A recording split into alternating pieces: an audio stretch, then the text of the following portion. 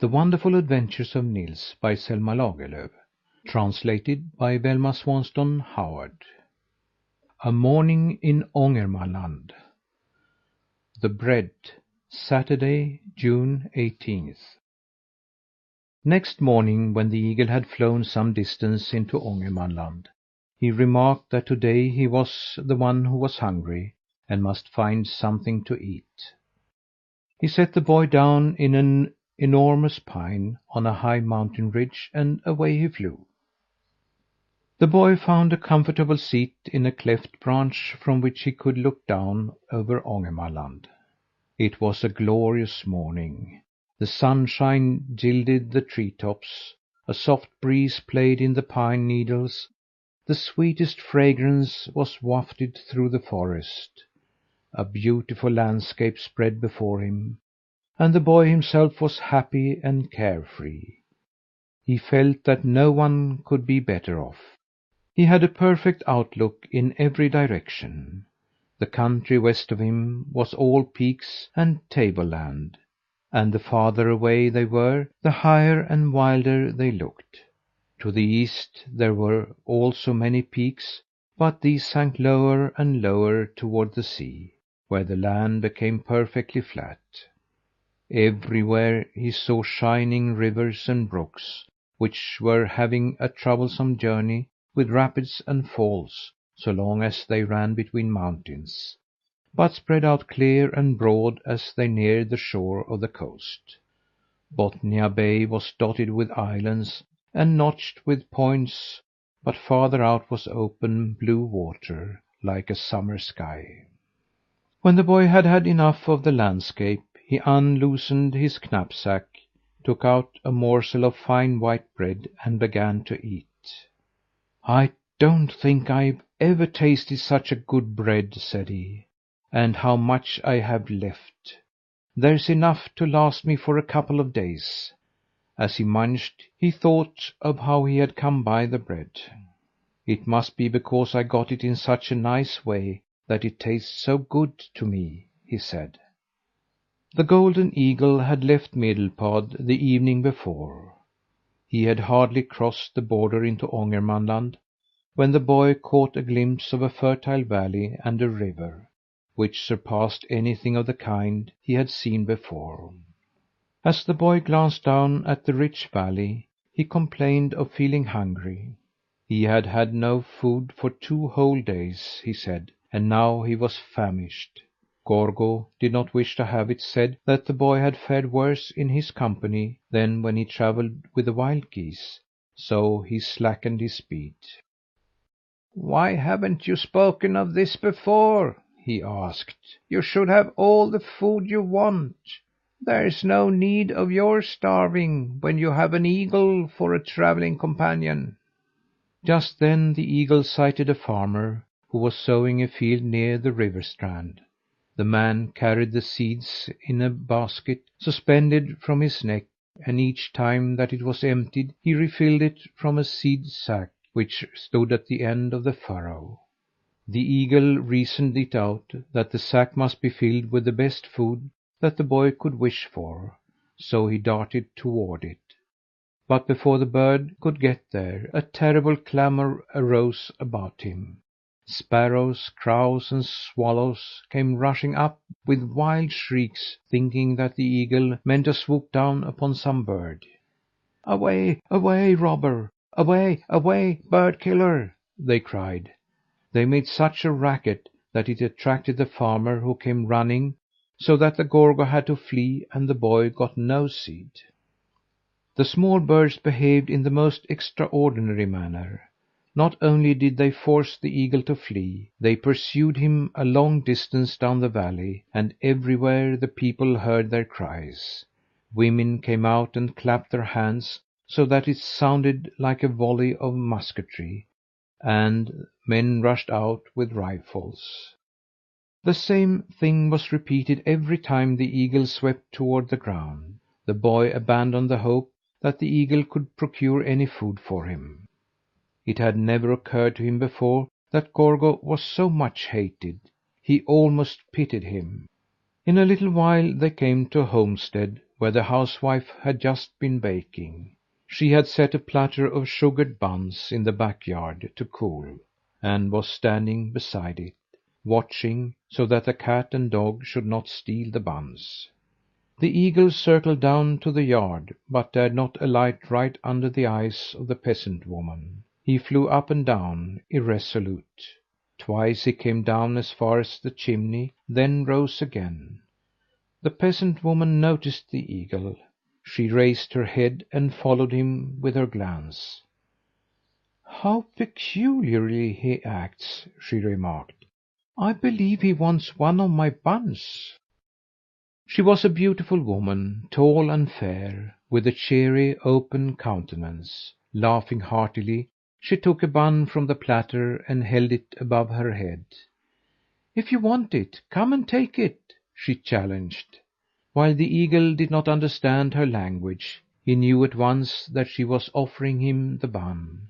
With lightning speed he swooped to the bread, snatched it, and flew toward the heights. When the boy saw the eagle snatch the bread, he wept for joy, not because he would escape suffering hunger for a few days, but because he was touched by the peasant woman's sharing her bread with a savage bird of prey. Where he now sat on the pine branch, he could recall at will the tall, fair woman as she stood in the yard and held up the bread. She must have known that the large bird was a golden eagle, a plunderer, who was usually welcomed with loud shots. Doubtless she had also seen the queer changeling he bore on his back. But she had not thought of what they were. As soon as she understood that they were hungry, she shared her good bread with them. "If I ever become human again," thought the boy, "I shall look up the pretty woman who lives near the great river, and thank her for her kindness to us." THE FOREST FIRE. While the boy was still at his breakfast, he smelled a faint odour of smoke, coming from the north. He turned and saw a tiny spiral, white as a mist, rise from a forest ridge, not from the one nearest him, but from the one beyond it. It looked strange to see smoke in the wild forest, but it might be that a mountain stock farm lay over yonder, and the women were boiling their morning coffee. It was remarkable the way that smoke increased and spread. It could not come from a ranch, but perhaps there were charcoal kilns in the forest. The smoke increased every moment. Now it curled over the whole mountain top. It was not possible that so much smoke could come from a charcoal kiln. There must be a conflagration of some sort, for many birds flew over to the nearest ridge. Hawks, grouse, and other birds, who were so small that it was impossible to recognize them at such distance, fled from the fire. The tiny white spiral of smoke grew to a thick white cloud which rolled over the edge of the ridge and sank toward the valley. Sparks and flakes of soot shot up from the clouds, and here and there one could see a red flame in the smoke. A big fire was raging over there, but what was burning? Surely there was no large farm hidden in the forest. The source of such a fire must be more than a farm. Now the smoke came not only from the ridge, but from the valley below it, which the boy could not see, because the next ridge obstructed his view. Great clouds of smoke ascended. The forest itself was burning. It was difficult for him to grasp the idea that the fresh green pines could burn. If it really were the forest that was burning, perhaps the fire might spread all the way over to him. It seemed improbable, but he wished the eagle would soon return. It would be best to be away from this. The mere smell of the smoke which he drew in with every breath was a torture. All at once he heard a terrible crackling and sputtering. It came from the ridge nearest him. There, on the highest point, stood a tall pine like the one in which he sat. A moment before it had been a gorgeous red in the morning light. Now all the needles flashed and the pine caught fire. Never before had it looked so beautiful. But this was the last time it could exhibit any beauty, for the pine was the first tree on the ridge to burn. It was impossible to tell how the flame had reached it. Had the fire flown on red wings, or crawled along the ground like a snake? It was not easy to say, but there it was at all events. The great pine burned like a birch stem. Ah, look! Now smoke curled up in many places on the ridge. The forest fire was both bird and snake. It could fly in the air over wide stretches, or steal along the ground. The whole ridge was ablaze. There was a hasty flight of birds that circled up through the smoke like big flakes of soot. They flew across the valley and came to the ridge where the boy sat. A horned owl perched beside him, and on a branch just above him a hen hawk alighted. These would have been dangerous neighbours at any other time, but now they did not even glance in his direction, only stared at the fire. Probably they could not make out what was wrong with the forest. A marten ran up the pine to the tip of a branch and looked at the burning heights. Close beside the marten sat a squirrel, but they did not appear to notice each other. Now the fire came rushing down the slope, hissing and roaring like a tornado. Through the smoke one could see the flames dart from tree to tree. Before a branch caught fire, it was first enveloped in a thin veil of smoke. Then all the needles grew red at one time, and it began to crackle and blaze. In the glen below ran a little brook, bordered by elms and small birches. It appeared as if the flames would halt there. Leafy trees are not so ready to take fire as fir trees. The fire did pause, as if before a gate that could stop it. It glowed and crackled and tried to leap across the brook to the pine woods on the other side, but could not reach them. For a short time the fire was thus restrained, then it shot a long flame over to the large dry pine that stood on the slope, and this was soon ablaze. The fire had crossed the brook. The heat was so intense that every tree on the mountain was ready to burn. With the roar and rush of the maddest storm and the wildest torrent, the forest fire flew over to the ridge. Then the hawk and the owl rose, and the marten dashed down the tree. In a few seconds more the fire would reach the top of the pine, and the boy, too, would have to be moving. It was not easy to slide down the long, straight pine trunk. He took as firm a hold of it as he could, and slid in long stretches between the knotty branches. Finally he tumbled headlong to the ground. He had no time to find out if he was hurt, only to hurry away. The fire raced down the pine like a raging tempest. The ground under his feet was hot and smouldering.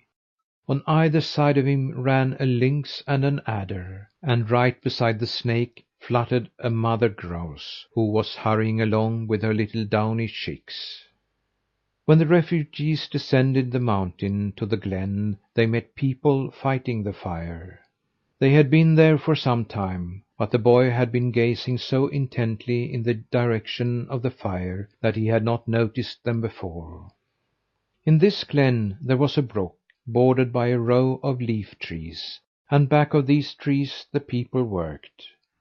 They felled the fir trees nearest the elms, dipped water from the brook and poured it over the ground, washing away heather and myrtle to prevent the fire from stealing up to the birch brush.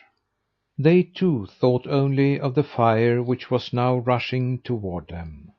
The fleeing animals ran in and out among the men's feet without attracting attention. No one struck at the adder or tried to catch the mother grouse as she ran back and forth with her little peeping birdlings.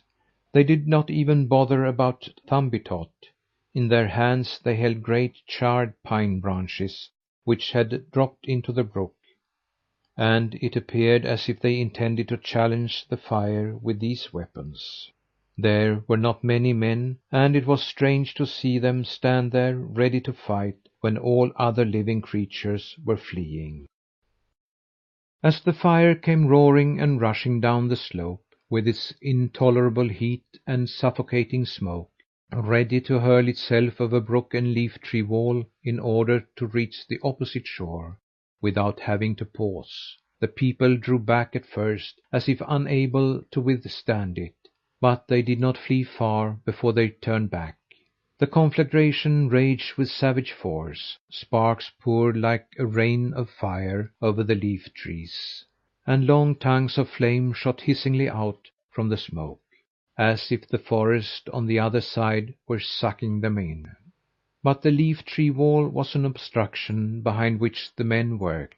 When the ground began to smoulder, they brought water in their vessels and dampened it. When the tree became wreathed in smoke, they felled it at once, threw it down and put out the flames. Where the fire crept along the heather, they beat it with the wet pine branches and smothered it. The smoke was so dense that it enveloped everything. One could not possibly see how the battle was going, but it was easy enough to understand that it was a hard fight, and that several times the fire came near penetrating farther. But think! After a while the loud roar of the flames decreased, and the smoke cleared. By that time the leaf trees had lost all their foliage. The ground under them was charred. The faces of the men were blackened by smoke and dripping with sweat. But the forest fire was conquered. It had ceased to flame up.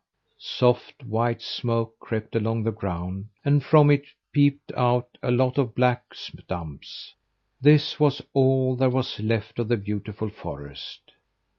The boy scrambled up on a rock, so that he might see how the fire had been quenched. But now that the forest was saved, his peril began. The owl and the hawk simultaneously turned their eyes toward him. Just then he heard a familiar voice calling to him. Gorgo, the golden eagle, came sweeping through the forest, and soon the boy was soaring among the clouds, rescued from every peril. End of A Morning in Ångermanland,